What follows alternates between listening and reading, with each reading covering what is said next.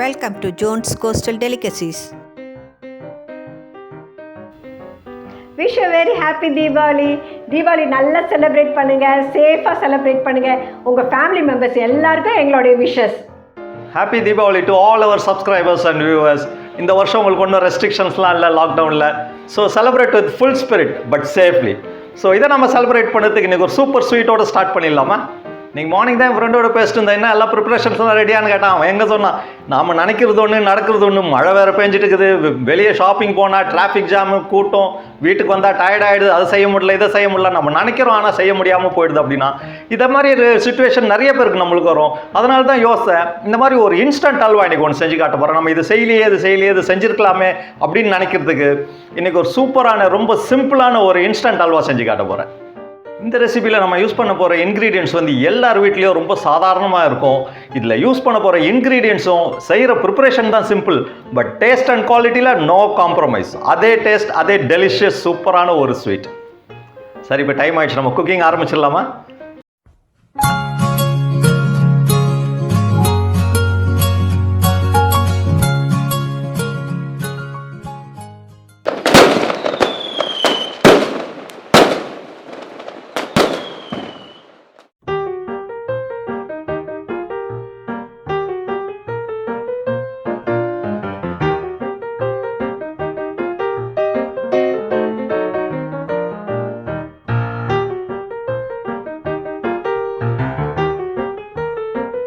இன்றைக்கி இந்த இன்ஸ்டன்ட் அல்வா பண்ணுறதுக்கு ஒரு 150 கிராம்ஸ்னால் பாசிப்பருப்பு எடுத்து வச்சுருக்கேன். இதை நல்லா சுத்தம் பண்ணிவிட்டு நம்ம ஒரு தவாவில் போட்டு லைட்டு ப்ரௌன் ஆகிற வரைக்கும் நம்ம வறுத்துக்கலாம். இது நார்த்தில் ரொம்ப ஃபேமஸான ஸ்வீட். இது மேரேஜஸ்ஸு, ஃபங்க்ஷன், இது மாதிரி ஃபெஸ்டிவல் டைம்லலாம் இது ரொம்பவே ஸ்பெஷலாக பண்ணுவாங்க. ரொம்பவே டேஸ்டியாக இருக்கும். இதை இன்னொரு விதமாக பண்ணுவாங்க. ஆக்சுவலி 3 hours நல்லா ஊற போட்டு அப்புறம் மாவை அரைச்சி அப்புறம் வறுத்து அப்புறம் மற்றதெல்லாம் ஆட் பண்ணுவாங்க. அது ரொம்ப டைம் கன்சியூமிங், ரொம்ப நேரம் கிண்ட வேண்டியது இருக்கும், தவாவில் ஓட்டும், ரொம்ப பிரச்சனையாக இருக்கும். இந்த மாதிரி பண்ணி பாருங்கள், ரொம்பவே சீக்கிரமும் பண்ணிடலாம், அதே டேஸ்ட்டு, ஆனால் அட்டகாசமான ஸ்வீட்டாக இருக்கும். அது இப்போ நம்ம லைட் ப்ரௌன் ஆகிற வரைக்கும் வறுத்துக்கலாம்.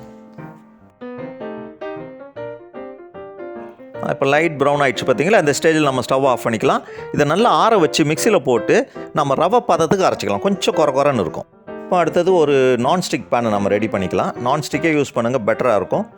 இதில் ஒரு 4 டேபிள் ஸ்பூன் அளவுக்கு நெய் ஊற்றுறேன். இதில் எவ்வளோத்துக்கு நெய் ஊற்றுறீங்களோ அவ்வளோத்துக்கு டேஸ்ட்டாக வரும் ஸ்வீட். நான் ஒரு 4 டேபிள் ஸ்பூன் ஊற்றி கொஞ்சம் மெல்ட் பண்ணிக்கலாம். லைட்டாக மெல்ட் ஆகும்போதே நாம் அந்த பாசிப்பருப்பு அரைச்சி வச்சுருந்தோம்ல, அந்த பவுடரை இதில் கொட்டிக்கலாம்.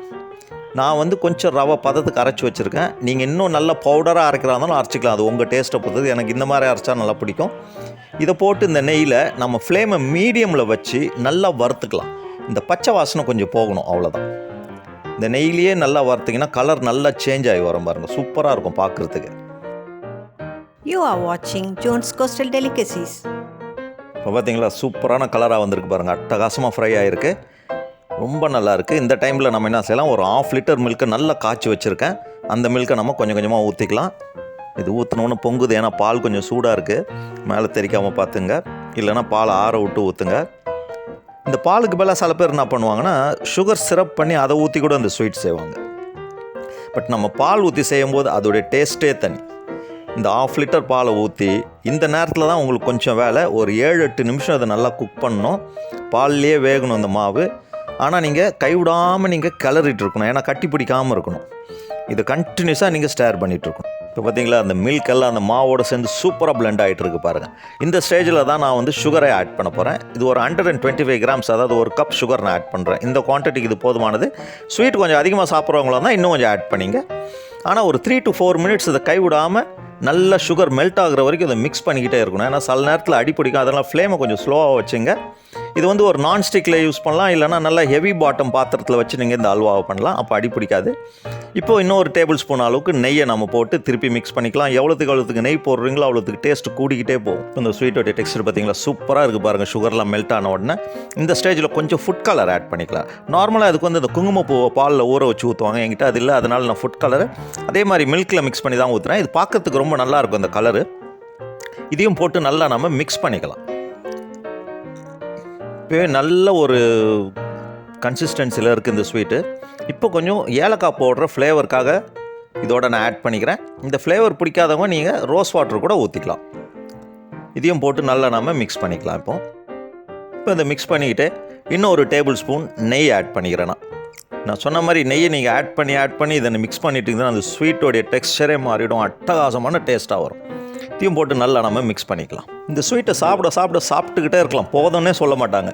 ஸ்வீட்டே சாப்பிடாதவங்களுக்கு கூட கொஞ்சம் கொடுத்து பாருங்களேன், ஒரு தடவை சாப்பிட்டுட்டு ஒன்றுமே தெரியாத மாதிரி சாப்பிட்டுக்கிட்டே இருப்பாங்க. இப்போ நான் கொஞ்சம் இந்த திராட்சை, முந்திரி, பாதாம், பிஸ்தா இதெல்லாம் நல்லா சின்னதாக வெட்டி நெய்யில் வறுத்து வச்சுருக்கேன், அதை நம்ம ஆட் பண்ணிக்கலாம்.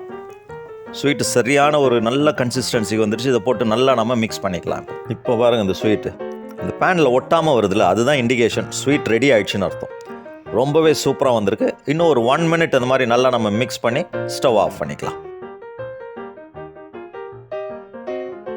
இப்போ இந்த ஸ்வீட் எடுத்து நம்ம ஒரு சர்விங் பவுலில் போட்டு ரெடி பண்ணிவிட்டு, ஏற்கனவே நம்ம ஃப்ரை பண்ணி வச்சுருந்தோம்ல இந்த பாதாம், பிஸ்தா, முந்திரி, அதெல்லாம் மேலே கொஞ்சம் அப்படியே தூவி நீங்கள் டேபிளில் வச்சிங்கன்னா கொஞ்ச நேரத்தில் காலி ஆகிடும். நீங்கள் போலை கழுவவே வேணாம், அவங்களே சாப்பிட்டு முடிச்சு சுத்தமாக்கிடுவாங்க. அவ்வளோ சூப்பரான ஒரு இன்ஸ்டன்ட் மூங் தால் அல்வா ரெடி. எப்படி இருந்துச்சு இன்ஸ்டன்ட் மூங் தால் அல்வா? சூப்பரான ஸ்வீட். இதை நீங்கள் செஞ்சு பாருங்கள். இது ஐயோ நீங்கள் நான் ஸ்வீட் செய்ய முடியலையே தீபாவளிக்கு, இதை விட்டுட்டுமே அதை விட்டுட்டுமே எந்த கவலையும் படாதீங்க. இதை பார்த்துட்டு ஒரு 40 மினிட்ஸில் இந்த ஸ்வீட்ஸை நீங்கள் செஞ்சு முடிச்சிடலாம். அவ்வளோ ஒரு சூப்பரான டெலிஷியஸான ஒரு ஸ்வீட்டு. டெஃபினட்டாக நீங்கள் என்ஜாய் பண்ணுவீங்க. இந்த தீபாவளிக்கு இதை செஞ்சு என்ஜாய் பண்ணுங்கள். ஓகே வியூவர்ஸ், நிறைய பேர் எங்கள் சேனல் நீங்கள் பார்த்துட்டே இருப்பீங்க, ஆனால் சப்ஸ்கிரைப் பண்ணியிருக்க மாட்டீங்க. அந்த மாதிரி சப்ஸ்கிரைப் பண்ணலன்னா எங்களை சப்போர்ட் பண்ணுறதுக்கு நீங்கள் சப்ஸ்கிரைப் பண்ணி பக்கத்தில் இருக்கிற பெல் ஐக்கனையும் கிளிக் பண்ணுங்கள். மறக்காமல் இந்த வீடியோ பிடிச்சிருந்தால் லைக் பண்ணுங்கள், உங்கள் ஃப்ரெண்ட்ஸ் அண்ட் ரிலேட்டிவ்ஸோடு ஷேர் பண்ணுங்கள். கமெண்ட்ஸை கொடுக்க மறந்துடாதீங்க, அது எங்களுக்கு ரொம்பவே சப்போர்ட்டிவாக இருக்கும். Once again happy Deepavali to all our well wishes.